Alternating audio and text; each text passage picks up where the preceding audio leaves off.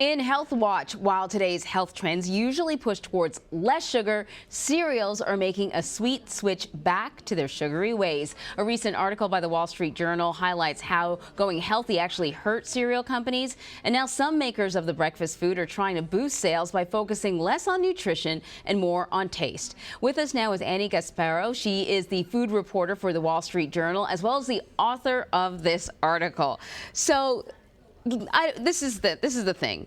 I've been watching food documentaries, I've been reading all these books, and everything is going less sugar, which is what I thought. So at what point did things start switching back? Because I thought cereals just started to, mend their wicked ways. The cereal makers realized that last year, coming out with some of the really healthy cereals in recent years, like Cheerios with added protein or Frosted Flakes with high fiber, just weren't getting people to eat more cereal. The people who are eating cereal are eating it because it's fun and it tastes good and it looks fun with fun colors. They aren't eating it to be healthy. So the cereal makers started just coming out with a lot more fun cereals like Lucky Charms Frosted Flakes and Cinnamon Frosted Flakes, because they realized that's what sells, not Ancient Grain Cheerios. How much of this can we blame on adults who should know better? I know these are supposed to be kid-oriented cereals, but I'm a mom. I would never buy a box of probably some of the more sugary stuff for my kid, but I certainly would buy it for myself and, sneak it in the back door.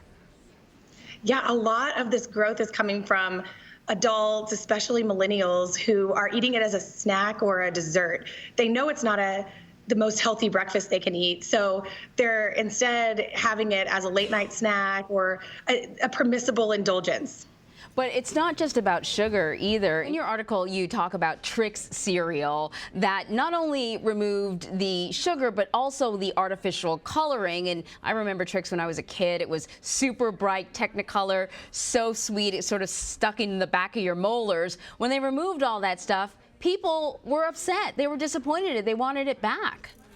Yeah, the Trix cereal, they decided to come out with a naturally colored, naturally flavored cereal. And when they did, there was a huge backlash because people remember those fun, bright colors and they remember the really sweet taste. And when it tasted a little more fruity and it looked a lot more bland, they didn't want it anymore. So now General Mills is selling the new Trix and the old Trix side by side.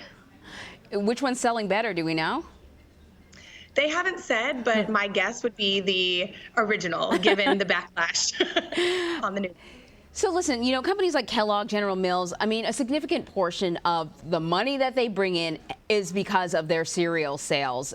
Cereal sales are going down overall. So how are these companies sort of coping with this? They really started to do more of those fun cereals. And last year, the sales of kid-oriented cereals only fell 1%, while sales of adult cereals fell 7%. So these companies know that the nostalgic brands, the fun flavors, the cartoon mascots, that's what's selling cereal. And that's what's going to make them be able to stabilize this category that has lost shelf space to Greek yogurt and other protein bars, things that people view as healthier for breakfast. So they know they need to look to these core brands of theirs like Frosted Flakes and Cheerios and do fun things like chocolate peanut butter Cheerios in order to boost sales. And so are they actually seeing a comeback with the comeback of sugar?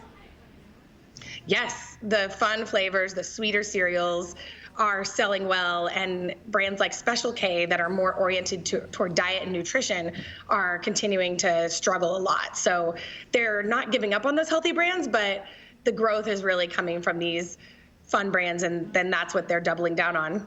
I find that so interesting because as adults we know better, but I think about my own childhood and my mother was very health conscious. So it was either oatmeal or some like high fiber thing, basically eating bark. And I hardly ever got a chance to eat some of this other stuff unless I was over at someone else's house. And so now it is a treat for me. But I usually buy the little boxes so I can't devour an entire box in one sitting, which is what would happen. Right. And that portion control is a way that people are allowing themselves this treat. And, they feel like having a small bowl of a chocolatey cereal for dessert rather than ice cream is probably still a little bit healthier. So that's kind of what we're seeing, is the adults allowing themselves to indulge, and even, parents letting their kids have some of the more fun brands as a treat on the weekends or on other special occasions. It's healthier than ice cream. I see a slogan right there. Annie Gasparro, thank you very much. Thank you.